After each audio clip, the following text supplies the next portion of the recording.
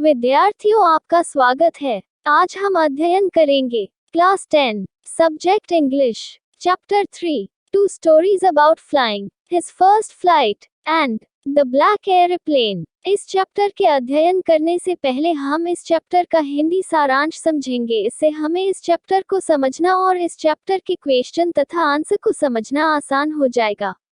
Student, आपके लिए mobile की स्क्रीन को देखना आवश्यक नहीं है। आप केवल सुनते हुए इस चैप्टर की कहानी को हिंदी में समझते जाएं।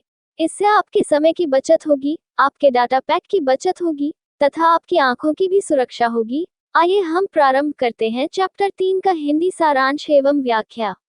To stories about flying, summary in Hindi. His first flight, summary in Hindi.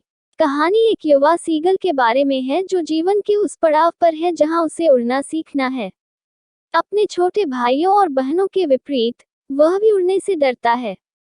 जब वे सभी पहली बार समुद्र के किनारे के पास उड़ान भरने के लिए गए तो उनके अलावा सभी लोग सफल हुए। वह अपने पंखों पर भरोसा नहीं कर सकता था। वह विशाल समुद्र से घबरा गया और आश्वस्त हो गया कि वह कभी उड़ नहीं सकता। नतीजतन वह शर्मिंदा और निराश हो गया और इस तरह कगार के अंदर चला गया जहां आमतौर पर वह सोता था। उनके छोटे भाई बहनों ने अपने पंखों को छोटा होने के बावजूद अपनी पहली उड़ान भरने में कामयाबी हासिल की, लेकिन उन्होंने इतनी हिम्मत की कोशिश की कि हिम्मत नहीं जुटा पाए। उसे उसके माता पिता ने फिर से कोशिश न करने के लिए डांटा था, लेकिन वह इतना डर था कि वह हिल भी नहीं पा रहा था। अब वह कोशिश करने के बाद एक दिन के लिए अकेला हो गया था क्योंकि उसके माता पिता अपने भाई बहनों पर ध्यान केंद्रित करने में व्यस्त थे। उन्होंने अपने भाई बहनों को भोजन, मछली के लिए उड़ान भरने और गोता लगाने की कला में महारत हासिल करने में मदद की। उनके पुराने भाई बहन ने उनकी पहली मछली भी पकड़ी, जिसे उन्होंने गर्व से एक चट्टान पर खाया, जबकि उनके माता पिता ने इसे मनाया। उस सुबह उसके माता पिता ने उसे काय होने के लिए सभी तरह से ताना मारा। सूरज अब उग आया था और वह पहले से अधिक गर्मी महसूस कर रहा था क्योंकि वह रात से पहले से ही खाली था। उन्होंने अपने नेतृत्व में कदम रखा और अपने परिवार का ध्यान आकर्षित करने के लिए एक पैर पर सोने का नाटक किया। फिर भी किसी ने उस पर ध्यान नहीं दिया। उनके भाई बहन सो रहे थे, उनके पिता अपनी चोंच से उनके पंख साफ कर रहे थे और उनकी मां एक अन्य पठार पर मछली खा रही थी। जब उन्होंने उसे देखा, मछली को देखकर सीगल पागल हो गया क्योंकि वह बहुत भूखा था। वह मछली को चीरना और अपनी चोंच को अभी और फिर नोचना पसंद करता था। वह अपनी मां की भूख में रोया, जबकि उसकी मां गुस्से से चिल्ला उठी, लेकिन वह रोती रही जो जल्द ही अपनी मां को मछली के टुकड़े के साथ उड़ते हुए देखकर एक खुशी से चिल्ला उठी। पास आते ही वह उत्तेजित हो गया और इस तरह आगे की ओर झुक गया। अचानक वह उससे बहुत दूर नहीं रुकी। उत्तेजना और भूख से बाहर, उसने एक पल के लिए एहसास किए बिना मछली पर गोता लगाया कि वह उड़ने से डरता था। वह इतना उत्तेजित हो गया कि कोशिश करते ही गिर गया। एक पल के लिए वह सदमे में था और आतंक से बाहर खड़ा था। यह सब केवल एक पल के लिए चला और जल्द ही उसके पंख खुल गए जैसे वह भाग गया। वह अपने स्तन, पंख, पेट और पंखों के खिलाफ हवा महसूस कर सकता था। वह खुद को हवा से काटते हुए महसूस कर सकता था। वह अब डरने वाला नहीं था। वह थोड़ा घबराया हुआ था, लेकिन फिर उसकी मां ने उसका साथ दिया। पूरे परिवार ने उत्साह से चिल्लाया। इस प्रकार डर पर अपनी जीत का जश्न मनाया। एक बार जब उसने अपने डर पर काबू पा लिया तो वह भूल गया कि वह एक बार इससे डर गया है। उसने उन सभी चीजों को किया जिन्हें वह एक बार डर गया था। वह सीधे समुद्र में भाग गया और उसके नीचे हरियाली और पहाड़ देख सकता था। जीत का आनंद लेते ही वह खुशी से चिल्ला उठा। जब वह उतरा तो उसका परिवार उसके साथ एक इशारे के रूप में उतरा कि वे गर्व कर रहे थे। वे अपनी ऊंची आवाज में उत्तेजना में चीख रहे थे और चिल्ला रहे थे। वह तब समुद्र में चला गया जहां पहले तो वह घबरा गया और इस तरह घबरा गया। उसने भागने की कोशिश की, लेकिन भूख के कारण थक गया और कमजोर हो गया। इस प्रकार जब वह शांत हो गया तो वह समुद्र में तैरने लगा, जिससे वह एक बार डर गया था। उनका परिवार उत्साह में जश्न मना रहा था और उन्हें प्रशंसा के रूप में भोजन की पेशकश की। अंत में उसने अपने डर पर काबू पा लिया था और अपनी पहली उड़ान भरी थी।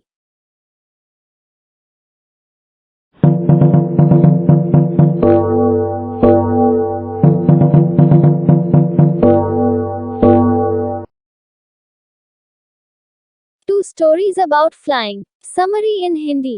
The Black Airplane. Summary in Hindi. रात का समय था जब आसमान साफ और तारों को टिमटिमाते देखा जा सकता था। पायलट को उस देश के ऊपर होने में शांति महसूस हुई जो सोते समय गिर गया था जब वह फ्रांस से इंग्लैंड के लिए उड़ान भर रहा था। सुबह के 1:30 बज चुके थे और वह अपने परिवार के साथ छुट्टियां मनाने के बारे में कल्पना कर रहा था। जब हवाई जहाज फ्रांस में था, पायलट ने पेरिस कंट्रोल कर्मियों को इसकी उपस्थिति और निर्देशों के बारे में सूचित करने के बारे में सोचा। उस समय पेरिस शहर की रोशनी उस पर जल रही थी। उन्होंने नियंत्रण एजेंसी को सूचित किया, जिसके बारे में उन्होंने निर्देश पर आगे निर्देश के साथ जवाब दिया। पेरिस के नियंत्रण कक्ष ने उसे पश्चिम की ओर 12 डिग्री मोड़ने का निर्देश दिया। निर्देश प्राप्त करने के बाद पायलट ने काम किया और अंतिम ईंधन टैंक को संचालन में लगाते हुए उनका पीछा किया। इस समय वह अपने परिवार के साथ अपने समय के बारे में सपना देख रहा था और फिर वह गंतव्य बिंदु पर एक संतोषजनक नाश्ता करने के बारे में सोचने लगा। सब कुछ सुनियोजित होने के कारण वह शांत था। अब विमान ने पेरिस को पार कर लिया था जब उसने आकाश में बादल देखना शुरू किया था। बादलों की उपस्थिति ने हवा से यात्रा करना असुरक्षित बना दिया क्योंकि तूफान की संभावना थी।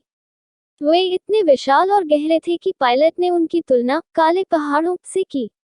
वह जानता था कि वह उन्हें पास नहीं कर सकता क्योंकि उनके ऊपर जाना असंभव था या अंतिम टैंक में छोड़ दिए गए ईंधन की मात्रा के साथ उन्हें बचाना था।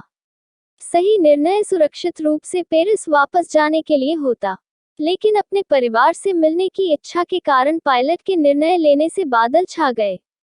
वह अपने परिवार के साथ रहना चाहता था और वह पूरे दिन का सपना देख रहा था कि उसने वापस नहीं जाने का जोखिम उठाया। इस प्रकार उसने विमान को सही तूफान में ले लिया। तूफान की वजह से इतना अंधेरा था कि विमान के बाहर कुछ भी दिखाई नहीं दे रहा था। उसने हवाई जहाज से नियंत्रण खोना शुरू कर दिया। खराब मौसम के कारण कंपास और अन्य उपकरणों ने भी काम करना बंद कर दिया था। वह असहाय हो गया। उन्होंने पेरिस कंट्रोल एजेंसी को फोन करने की कोशिश की, जिसने पहले उसकी मदद की थी, लेकिन मौसम की वजह से कनेक्ट नहीं हो सका। बीच में जब सब कुछ विफल हो गया, तो उसने एक और हवाई जहाज को देखा तो आशा की किरण दिखाई दी। उन्होंने राहत महसूस की जब उन्होंने एक और पायलट का चेहरा देखा और उसे तूफान से बचने में मदद करने की इच्छा दिखाई। उसने खुद को सोचा कि दूसरा पायलट बहुत दयालु है क्योंकि वह जानता था कि वे खो गए थे और उसकी मदद करने की कोशिश कर रहे थे। दूसरे पायलट ने अपने विमान को खोए हुए हवाई जहाज से आगे ले जाने के लिए उन्हें आसान बनाने के लिए उनका अनुसरण किया, जबकि लेखक ने उसे आज्ञाकारी बच्चे की तरह पालन किया। वह भी घबरा रहा था क्योंकि बहुत कम मात्रा में ईंधन बचा था। तभी वह तूफान से बाहर आने लगा और अपने विमान को सुरक्षित लैंड करने के लिए रनवे को देख सका। जब वह दूसरे पायलट को धन्यवाद देने के लिए मुड़ा, तो उसे एहसास हुआ कि जिस विमान ने उसकी मदद की थी, वह तूफान से बाहर आते ही गायब हो गया था।